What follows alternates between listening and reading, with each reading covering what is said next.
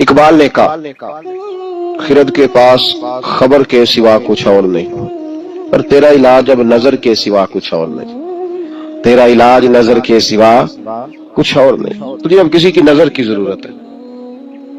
اور اس نظر کا حال کیا ہے؟ اقبال خود کہتے ہیں نہ تیغ و تیر میں نہ لشکر و سپاہ میں، نہ تیغ و تیر میں نہ لشکر و سپاہ میں ہے جو بات مرد قلندر کی بارگاہ میں، نہ تیغ و تیر میں نہ لشکر و سپاہ میں جو بات مرد قلندر کی بارگاہ میں۔ اس وظیفے پہ غور فرمائیے جو میں عرض کر رہا ہوں۔ قریش مکہ یہ کہا کرتے تھے کہ نبی پاک صلی اللہ تعالی علیہ وسلم کو کوئی بشر سکھاتا ہے، معاذ اللہ کسی آدمی سے سیکھ کے آتے ہیں تو ہمیں آیتیں بتاتے ہیں آگے۔ اللہ کریم نے فرمایا الرحمن علم القرآن، فرمایا کوئی بشر نہیں سکھاتا، رحمان خود انہیں قرآن سکھاتا ہے، رحمان نے خود قرآن سکھایا۔ خلق الانسان، اور پھر میں نے اس انسان کامل محمد عربی کو پیدا فرمایا ہے۔ حضور امی ہے، امی کا معنی معاذ اللہ بعضوں نے اپنی قرآن پاک کے ترجمے کیے تو امی کا معنی ان پڑھ کر دیا ہے، حالانکہ امی کا معنی ہے بغیر پڑھا ہوا، جو دنیا میں کسی سے پڑھا نہ ہو، جو پڑھ کے آیا ہو اسے امی کہا جاتا ہے۔ نبی پاک صلی اللہ علیہ وسلم کو خود رب کریم نے پڑھایا۔ حضور فرماتے ہیں میں نے اپنے رب سے ادب سیکھا ہے اور بڑا ہی پیارا سیکھا ہے۔ قرآن مجید نے کہا کہ محبوب کا تو یہ حال ہے کہ اب یہ اپنی مرضی سے بولتے ہی نہیں، رب فرماتا ہے یہ میرے نگاہ کرم میں رہتے ہیں، وما ينطق عن الهوى ان هو الا وحی یوحى، یہ اپنی مرضی سے کوئی بات نہیں کرتے، وہی کرتے ہیں جو رب انہیں وحی ارشاد فرماتا ہے۔ یہ علم ڈائریکٹ اللہ تعالیٰ نے اپنے محبوب کو عطا فرمایا۔ یہ قرآن مجید کی دو جگہ سے میں نے سورہ نجم بھی پڑھی ہے، سورہ رحمان بھی پڑھی ہے۔ ہم آپ کو ہر چیز کی دلیل قرآن و سنت سے دیتے ہیں۔ تو فرمایا اللہ کریم نے کہ میرا حبیب اپنی مرضی سے بولتا نہیں، جب میں حکم دیتا ہوں تو اب سنیے ترمذی شریف کی حدیث، نبی پاک علیہ السلام معراج کا واقعہ بیان کرتے، حضور فرماتے میں نے اپنے رب کا دیدار کیا اور رب تعالیٰ نے اپنا دست قدرت، اللہ نے اپنا دست قدرت، دست مبارک، حضور فرماتے رب نے، اللہ نے اپنا دست قدرت میری پشت پہ رکھا اور میں نے اس کی ٹھنڈک سینے میں محسوس کی۔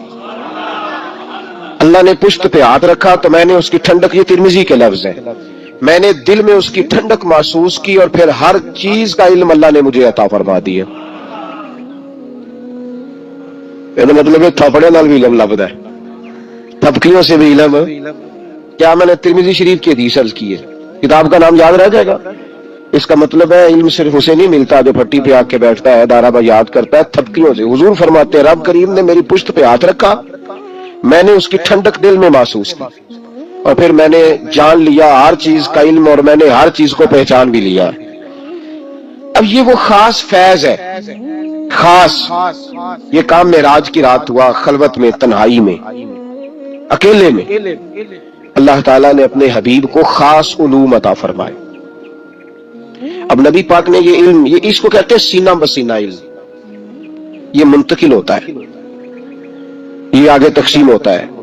نبی پاک صلی اللہ علیہ وسلم نے کہیں بھی کنجوسی نہیں فرمائی معاذ اللہ تقسیم کرنے۔ حضور علیہ السلام نے فرمایا اللہ تعالیٰ نے میرے سینے میں جو کچھ رکھا تھا میں نے نکال کے ابو بکر کے سینے میں رکھا ہے۔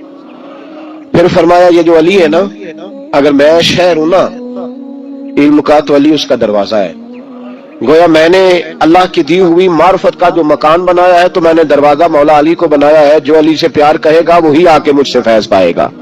انا مدینۃ العلم وعلی بابھا، تو حضور نے اپنے غلاموں میں وہ علم بانٹا، نبی پاک نے اپنے غلاموں میں وہ علم بانٹا۔ حضرت عمر نے خواب دیکھا، کہا یا رسول اللہ میں نے خواب دیکھی ہے، آپ دودھ پی رہے تھے اور دودھ کچھ بچ گیا تو آپ نے مجھے دیا ہے، اس کا کیا مطلب ہے؟ تو حضور نے فرمایا میں نے تجھے اپنے علم کا فیض عطا فرمایا ہے، میں نے تجھے اپنے علم کی برکت دی ہے۔ دودھ سے بھی علم آتا ہے جی، دودھ سے بھی علم آتا ہے۔ لوگ تو کہتے ہیں تسی پھوکانے لگے ہو، بھائی دودھ سے بھی علم آتا ہے۔ حضور فرما رہے ہیں کہ میں نے بچا ہوا دودھ تجھے دیا ہے۔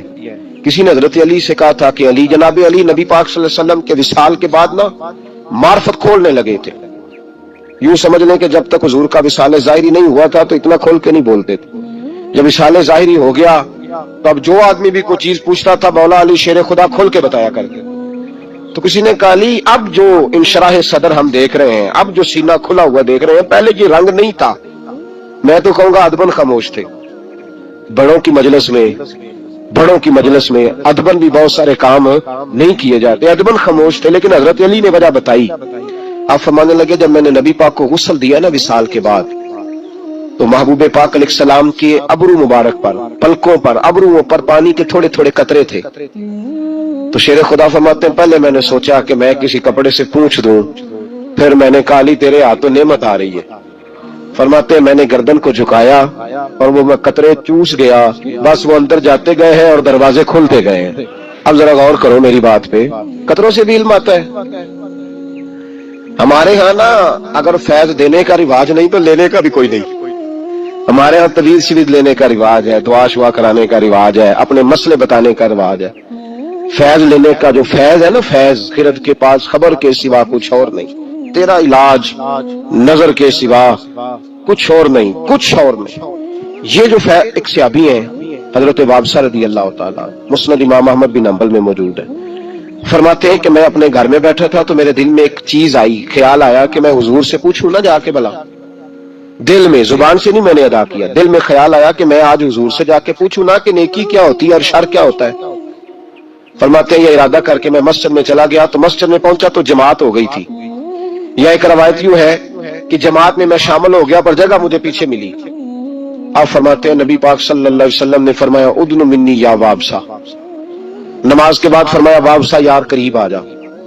حضرت وابصہ کہتے ہیں میں قریب آ کے بیٹھ گیا تو حضور نے فرمایا ادن منی یا وابصہ, چل وابصہ تھوڑا اور قریب آ جا. کہتے میں دوسری تیسری صف میں تو فرمایا ادن منی یا وابصہ, چل یار تھوڑا اور نیڑے آ جا. فرماتے میں اتنا قریب گیا قربان جاؤں میرے گھٹنے حضور کے مقدس گھٹنوں سے مس ہونے لگے. نبی پاک صلی اللہ علیہ وسلم نے فرمایا کیسے آئے ہو؟ میں بھی چپ ہی تھا. حضور نے فرمایا کوئی بات پوچھنے آئے ہو نا, کوئی بات پوچھنے آئے ہو؟ عرض کی حضور ہاں. کہتے میرے دل میں سوچا تھا, زبان پہ تو لفظ ہی نہیں تھے. نبی پاک نے فرمایا میں نہ تجھے بتاؤں تو کیا پوچھنے آیا تھا؟ تو کہے تو میں نہ تجھے بتاؤں, کہو تو راز حیات کہہ دوں, حقیقت کائنات کہہ دوں, وہ بات کہہ دوں جو پتھروں کے دلوں کو بھی پاش پاش کر دے, کر دوں بات. عرض کی محبوبہ اگر آپ کہہ دیں پھر تو موجے لگ جائے نا, پھر تو کیا بات ہے اگر آپ کہہ دیں. تو نبی پاک نے فرمایا تو خیر اور شر کے بارے میں پوچھنے آیا تھا, نیکی اور بدی کے بارے میں پوچھنے آیا تھا؟ تو حضرت وابصہ کہتے میرا سینہ کھل, ہاں ہاں حضور یہی پوچھنے آیا تھا. فرماتے محبوب نے ہاتھ اٹھایا, فضا میں بلند کیا اور میرے دل پہ مارا, سینے پہ رکھا. فرمایا سوال میں نے بتا دیے ہیں, جواب اپنے دل سے لے لے, میں نے تیرے دل کو ہی عالم دین بنا دیا ہے. جب اپنے دل سے جا کے فتویٰ پوچھ لے. یہ کون سا علم ہے جناب؟ سینے پہ ہاتھ رکھنے سے بھی علم آتا ہے, دودھ پینے سے بھی علم آتا ہے, چہرے پہ لگے ہوئے پانی کے قطرے کوئی آدمی چوس لے تب بھی علم آتا ہے. خرد کے پاس خبر کے سوا کچھ اور نہیں, تیرا علاج نظر کے سوا کچھ اور نہیں. محدث اعظم پاکستان مولانا سردار احمد صاحب رحمۃ اللہ علیہ کے پاس ایک بی بی بچہ چھوڑ گئی, حضرت درس نظامی پڑھائے, 2 4 5 مہینے دیکھا تو فرمانے لگے یہ نہیں چل سکتا. کچھ بچے کن ذہن ہوتے ہیں بیچارے, نہیں چل پاتے. اس کی اماں کو بلایا, کہا تیرا بیٹا نہیں چل سکتا. کہنے لگی حضور مہربانی کرے, جیسے بھی ہو کچھ کرے. فرمایا کن ذہن ہے, چل ہی نہیں سکتا, میں کیا کروں؟ کہا حضور مہربانی کرے, باپ کوئی نہیں, میرا بڑا شوق ہے عالم بن جائے. آپ نے فرمایا چل ہی نہیں سکتا. تو کہنے لگی چلے حضور کوئی گھر کا کام کاج کرا لیا کرے, رکھ لے پاس.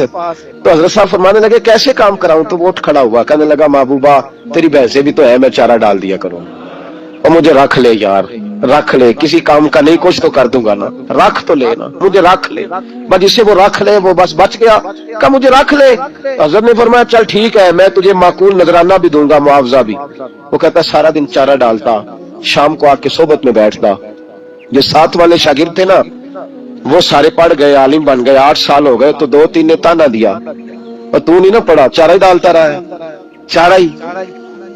اس کی اماں کو بھی کچھ یتیم بچہ تھا, ماں کو بھی لوگوں نے تانے دیے, تو کہتی تھی عالم بنانا ہے, متوان چارہ ڈالتا ہے. لیکن کمال اس دن ہوا جب دستار فضیلت کا جلسہ آیا, اور جو سب سے پہلا نام لاؤڈ سپیکر پر نقیب محفل کا گونجا تو اس چارہ ڈالنے والے کا نام آیا. تو محدث اعظم رحمۃ اللہ علیہ نے فرمایا بیلیا تو سینے سے لگ پہلے, اور پھر باقیوں کو پگڑیاں بازار سے آئی ملی, उसे अपने सर से उतार के दिया और जुब्बा अपने गले से उतार के दिया।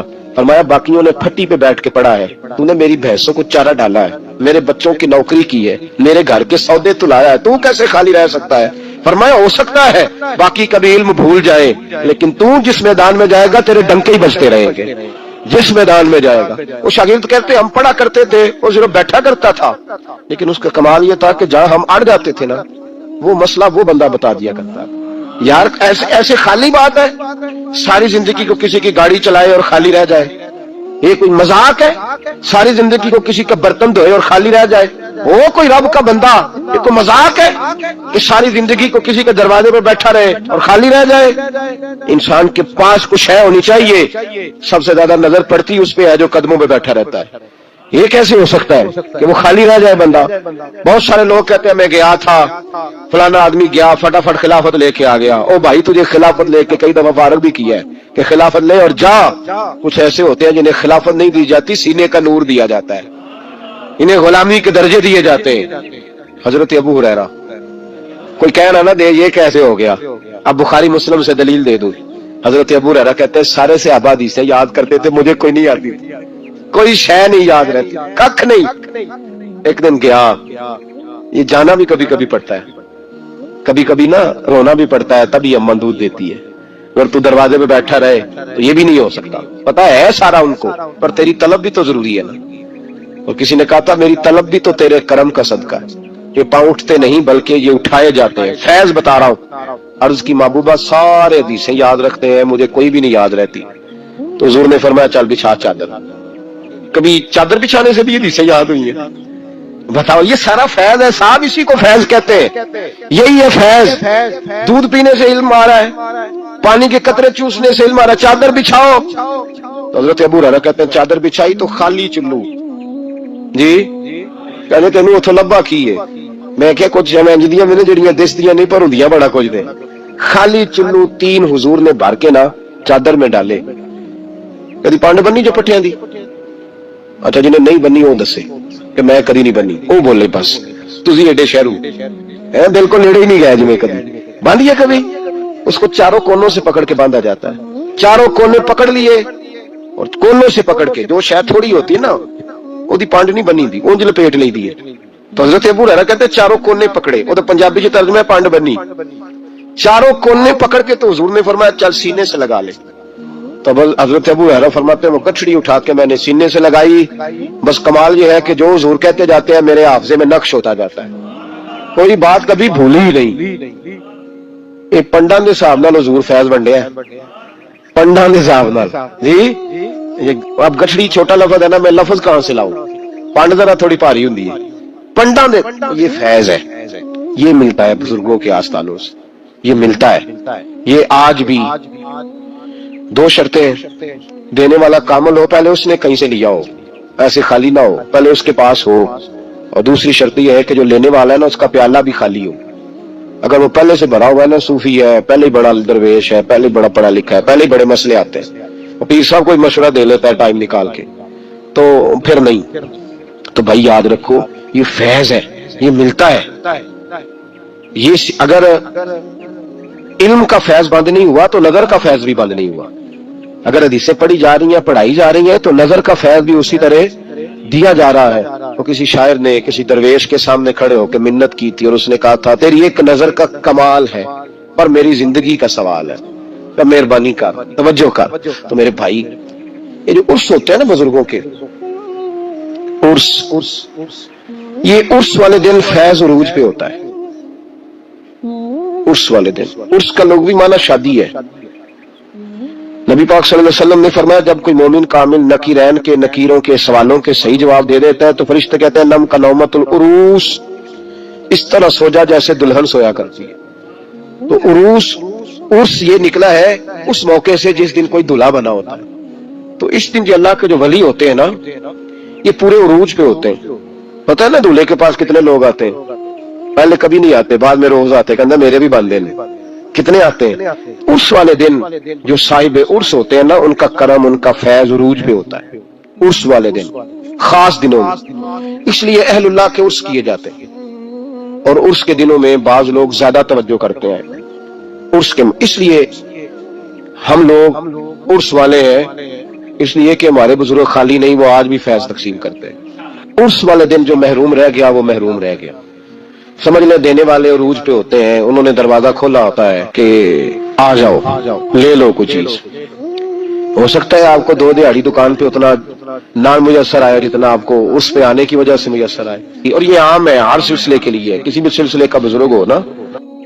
میں بڑی اہم بات کرنے لگا ہوں اور بڑی ذمہ داری سے کرنے لگا ہوں اور میں بڑی دلیری سے کرنے لگا ہوں۔ یہ بھی فاسد نظریہ ہے کہ نہ سنت پہ عمل کیا جائے، نہ شریعت پہ عمل کیا جائے، نہ نماز کی پابندی کی جائے، نہ حلال حرام کی تمیز کی جائے، اور ڈٹ کے کہا جائے کہ اللہ بڑا مہربان ہے معاف کر دے گا، اور ڈٹ کے کہا جائے کہ دوزخ میں تو کیا میرا سایہ نہ جائے گا۔